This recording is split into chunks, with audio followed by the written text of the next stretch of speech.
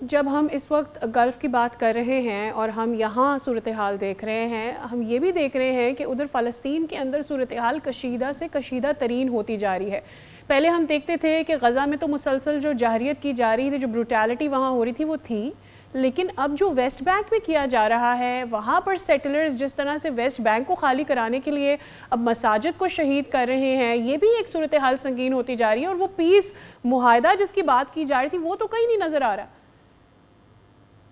وہ پیس معاہدہ بھی ایک سوڈو قسم کی ایک چیز تھی، اس کا بھی کوئی کانکریٹ، اس کا بھی کوئی فزیکل اس کی مینیفیسٹیشن ہم نے تو نہیں دیکھی۔ ہم اس کا پارٹ اس لیے بنے کہ پیریفری پہ رہ کے بھی ہم کیا کر لیں گے، ایک جو امرجنگ پاور ہے ہمارا،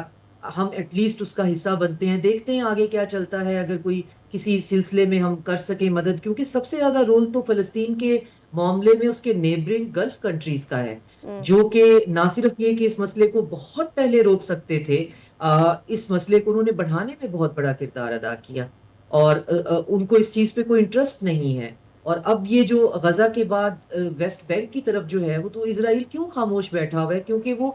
ملٹیپل ویز پہ اپنے کام کر رہا ہوتا ہے۔ ایک طرف ایران میں اس نے امریکہ کو جو ہے وہ جھونکا ہوا ہے، اپنا جو اس کا ایک پلان ہے اس کو وہ لے کے چل رہا ہے، اور اس کے پلان کو آگے روکنے میں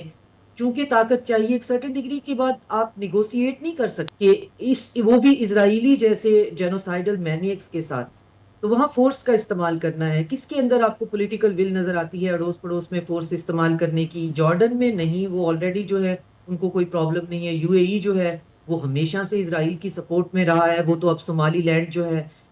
اس کے ساتھ جو ہے اسرائیل کے ساتھ مل کر ایک نیا محاذ کھڑا کرنے لگے ہیں، صومالی لینڈ کو ریکگنائز کروا کر ایک جی الگ سے اسٹیٹ، اور پھر وہاں سے وہ پانیوں کو چوک کرنے لگے ہیں۔ تو مجھے یہ لگتا ہے یہ 17 سینچری والی جو پائریسی کا ٹائم تھا نا، کلونیل ٹائم سے پہلے جو دنیا تھی وہ ساری کی ساری سمندری نقل و حرکت پہ چلتی تھی، ظاہر ہے ریل اور بس کا تو کوئی کانسیپٹ نہیں تھا، تو وہ دنیا جو ہے وہ قبضے میں تھی، واٹر ویز چوک ہو جاتے تھے، ڈفرینٹ پائریٹس جو بڑے بڑے پائریٹس تھے۔ تو اب ایسا لگتا ہے کہ کچھ پائریٹس جو ہیں وہ ملاکا اسٹیٹ کو بند کر لیں گے، کچھ باب المندیب کو بند کر لیں گے، کچھ اسٹیٹ آف ہرمز کو کر لیں گے، کچھ کیپ آف گڈ ہوپ کو کر لیں گے، اور اب صومالی لینڈ جیسا ایک کنٹری کریٹ کر کے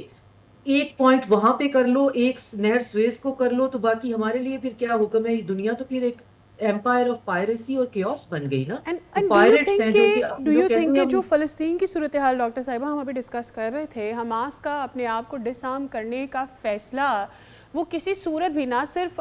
غزہ کے لیے بلکہ ایون مغربی پٹی کے لیے، یعنی جس طرح سے ہم سوچ رہے تھے کہ وہاں پر شاید سیاسی نظام آگے بڑھے گا اور پھر اوورآل ہمیں فلسطین میں ایک الیکشن ہوتا نظر آئے گا، وہ تو اب مجھے لگ رہا ہے کہ ڈاؤن دا ڈرین چلا گیا the whole idea about it, and یہاں پر مسلمانوں کے لیے سچویشن اور کشیدہ ہوگی، اب یہ بہتر نہیں ہوگی۔ بالکل بہتر نہیں ہوگی، کیونکہ بہتر کرنے کے لیے آپ کو پاور، آپ کو پولیٹیکل ول چاہیے، آپ کو پلان چاہیے۔ کس کے پاس یہ پلان اور پاور ہے؟ ہم تو 24/7 ایک جینوسائڈ دیکھ رہے ہیں اور دیکھے چلے جا رہے ہیں، اور اس سے امیون ہو رہے ہیں یا بہت زیادہ ڈپریشن میں چلے گئے ہیں، وہ ایک اور بات ہے، لیکن پریکٹیکلی ہم کر تو کچھ نہیں رہے ہیں۔ اور ویسٹ بینک کے اوپر جو پی ایل او یا محمود عباس کی حکومت ہے، محمود عباس کا تو اپنا یہ ہے کہ بس مجھے مت چھیڑو، مجھے کچھ نہ کہو، وہ تو وہاں پہ نام کی تو پولیس پی ایل او کی وہاں پہ ہے، جی لا اینڈ آرڈر کی ذمہ داری پی ایل او کی گورنمنٹ کی ہے، لیکن وہاں پہ وہی سارے کے سارے جو ہیں وہ موساد ایجنٹ اور شینبت اور ان کی اپنی لا انفورسمنٹ ایجنسیز اور سیکرٹ ایجنسیز وہاں پہ گھسی ہوئی ہیں، اور کوئی محمود عباس کی جرت نہیں ہے وہ ان کو روک سکے۔ یہی وجہ ہے کہ حماس نے ڈیسائیڈ کیا ہے کہ وہ اپنا پولیٹیکل رول والنٹیرلی جو ہے وہ ودرا کرتے ہیں، کیونکہ بات ہی کوئی نہیں کر پا رہا ہے۔ محمود عباس سے تو امید نہیں کی جا سکتی، تو فلسطینیوں کا مقدمہ انٹرنیشنل جو پلیٹ فارمز ہیں ان پہ رکھا نہیں جاتا، کیونکہ حماس کو نہ کہیں ٹریول کرنے کی اجازت ہے، حماس نہ پہ کہیں بات کر سکتے، تو انہوں نے کہا کہ ٹھیک ہے، ہماری ریپریزنٹیشن جو کہ ایکسیپٹیبل ہے انڈر دا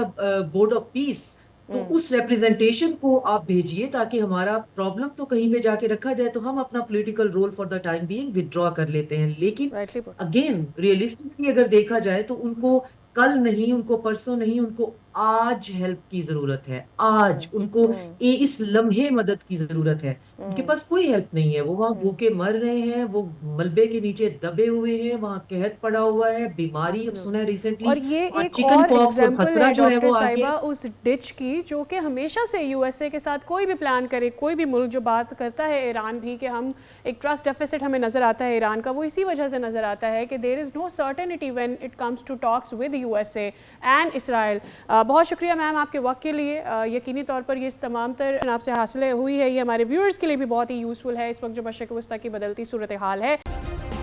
سبسکرائب کریں اور بیل دبائیں تاکہ کوئی خبر رہ نہ جائے.